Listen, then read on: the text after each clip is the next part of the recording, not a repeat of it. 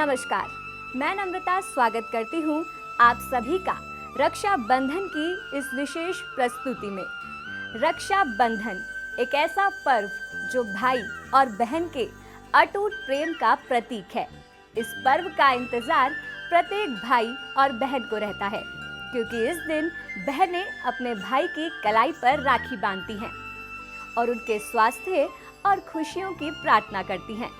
वहीं भाई भी उनको उपहार देते हैं और उनकी रक्षा का वचन देते हैं। तो चलिए कार्यक्रम की इस कड़ी में सर्वप्रथम जानते हैं कि वैदिक पंचांग के अनुसार इस त्योहार को कब मनाया जाता है और क्या है इस त्योहार का महत्व। रक्षा बंधन का पवित्र त्योहार श्रावण मास की पूर्णिमा तिथि को मनाया जाता है। रक्षा बंधन भाई बहन के पवित्र रिश्ते को दर्शाता है और घर में अनेकों खुशियां लेकर आता है। इस मौके पर एक बहन अपने भाई की कलाई पर राखी बांधती है और भगवान से ये प्रार्थना करती है कि उसका भाई हमेशा खुश और स्वस्थ रहे। वहीं भाई भी अपनी बहन को बदले में कोई उपहार देता है और ये प्रतिज्ञा करता है कि कोई भी विपत्ति आ जाए, वो अपनी बहन की रक्षा हमेशा करेगा। राखी के त्योहार में भद्रा का विशेष ध्यान रखा जाता है, क्योंकि भद्रा काल में राखी नहीं बांधनी चाहिए। दरअसल धार्मिक दृष्टि से भद्रा को अशुभ माना गया है, जो किसी भी शुभ काम में विघ्न पैदा करती है। तो दर्शकों, हमने जाना रक्षा बंधन कब मनाया जाता है, क्या है इसका महत्व, किस मुहूर्त में राखी नहीं बांधनी चाहिए आदि विशेष जानकारी के बारे में। लेकिन क्या आप ये जानते हैं कि रक्षा बंधन का त्योहार क्यों मनाया जाता है और कब से मनाया जाता आ रहा है? तो चलिए जानते हैं इससे जुड़ी कुछ प्रचलित कथाओं के बारे में। यूं तो इस त्योहार को भाई बहन के प्रेम का प्रतीक माना जाता है, लेकिन ये त्योहार कोई भी स्त्री या पुरुष जो कि इस पर्व की मर्यादा को समझते हैं, वो इसका पालन कर सकते हैं। इस संदर्भ में भविष्य पुराण में एक कथा का उल्लेख भी मिलता है।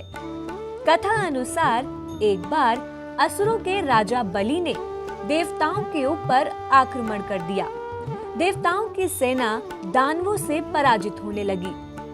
तभी इंद्रदेव की पत्नी सची से ऐसी स्थिति देखी नहीं गई और वह भगवान विष्णु के पास गई और उनसे समाधान मांगने लगी।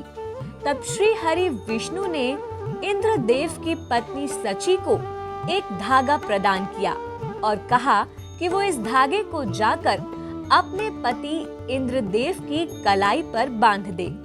जब उन्होंने ऐसा किया तब इंद्र के हाथों राजा बलि की पराजय हो गई। इसीलिए पुराने समय में युद्ध में जाने से पूर्व राजा और उनके सैनिकों के हाथों में उनकी पत्नी और बहनें राखी बांधा करती थी, जिससे वो सकुशल घर जीत कर लौट सके। एक अन्य कथा त्रेता युग से भी जुड़ी है। कथा अनुसार राजा बलि के दान धर्म से प्रसन्न होकर भगवान विष्णु ने उससे वर मांगने को कहा। इस पर राजा बलि ने भगवान विष्णु को अपने साथ पाताल लोक में बसने और उनके साथ वहीं रहने का वरदान मांगा। भगवान विष्णु ने उनके वरदान के चलते पाताल लोक में रहने का निर्णय लिया। ऐसे में बैकुंठ में माता लक्ष्मी अकेली पड़ गई और भगवान विष्णु को पुनः बैकुंठ लाने के लिए राजा बलि के यहाँ एक गरीब महिला का रूप धारण कर रहने लगी। जब वह एक दिन फूट फूट कर रोने लगी तो राजा बलि ने उनसे पूछा कि उनके रोने का क्या कारण है। तो उन्होंने बताया कि उनका कोई भाई नहीं है। ऐसे में राजा बलि ने उनका भाई बनकर उनकी इच्छा पूरी की और माता लक्ष्मी ने राजा बलि की कलाई पर रक्षा सूत्र बांधा।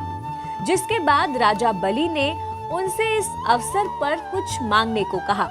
इस पर माता लक्ष्मी ने भगवान विष्णु को अपने वर के रूप में मांग लिया और मांगे गए वर के अनुसार राजा बलि को भगवान विष्णु को माता लक्ष्मी को सौंपना पड़ा और इस तरह से रक्षा बंधन पर वर मांगने और उसके बदले उपहार देने की परंपरा शुरू हो गई। इस त्योहार से अनेकों कथाएं जुड़ी है। महाभारत काल में श्री कृष्ण और द्रौपदी को भी भाई बहन माना जाता है।